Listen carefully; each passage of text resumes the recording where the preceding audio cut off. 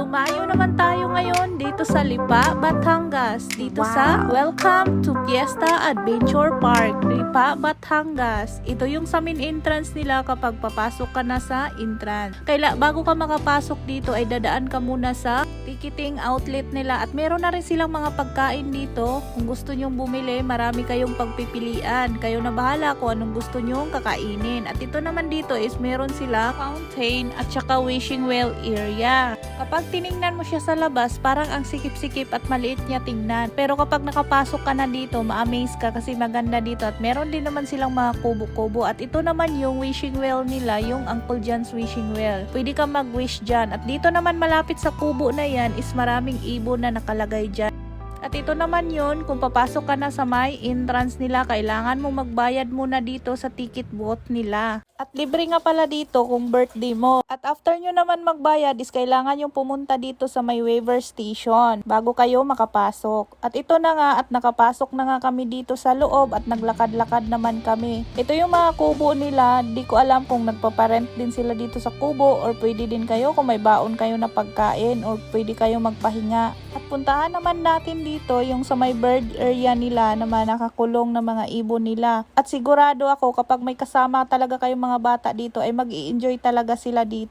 At ito na nga, papasok na tayo dito sa may mismong papuntang park station nila. Ang kagandahan dito kasi maraming paglalaruan ng mga bata, pero alam nyo ba, ang pinunta na ko naman talaga dito is yung rainbow slide nila. Yun talaga ang pinunta ko dito. At ito naman yung may swing area nila at sigurado ako mag-i-enjoy talaga yung toddler nyo. Ganito siya kaganda sa loob at kalawak sa loob. Ayan o, maraming mapaglaruan yung mga bata. Kaya nga itong bata na to, nag-i-enjoy din talaga dito kahit gurang-gurang na. O, diba? Tingnan nyo naman. Kahit pa napapagod yan siya kakahila, aba, pabalik-balik talaga siya ng ilang beses talaga sa taas, akyat baba para lang makapag rainbow slide. Kasi gustong-gusto ko talaga makapag rainbow slide. Pangarap ko talaga to kahit nung doon pa kami sa Negros. Kaso nung time na yon is wala na kaming time pumunta sa Alicia. Doon kasi merong mahabang rainbow slide doon na gustong-gusto ko talagang puntahan. Kaya kahit dito na parang pambata lang to dito, talagang pinuntahan ko talaga dito sa may Lipa nung pagbukas talaga nito agad. At ito na nga siya, sobrang enjoy talaga sa ginagawa niyang pag rainbow slide. At ito naman yung Instagrammable talaga nila na swing. Ayan ang ganda ng flower na pagkalagay nila, kahit artificial lang yan pero sobrang ganda, pang Instagrammable talaga. Perfect talaga dyan kung mag picture ka. At ito naman yung tinatawag nila na climb the peak. Hindi na ako pumunta dyan kasi of course pambata lang yan, mamaya bibigay sa akin yan kasi mabigat talaga ako, kaya ipakita ko na lang sa inyo. At ito naman yung horse riding na pambata. Hindi rin ako sumakay dyan kasi baka mabali yung spring. Maraming pwede talagang gagawin dito at ang kagandahan dito kahit mag-ikot-ikot ka kasi nakaparang Bermuda glass sila. At meron din silang stage dito kasi minsan may party-party dito or may event silang ginagawa dito. At ito yung view niya sa pinakaloob. Tingnan nyo ha, ipaikot ko na lang yung camera ko. Ayan siya. Marami kayong pwedeng mapaglaruan ng mga anak nyo dito at meron din naman silang mga slide.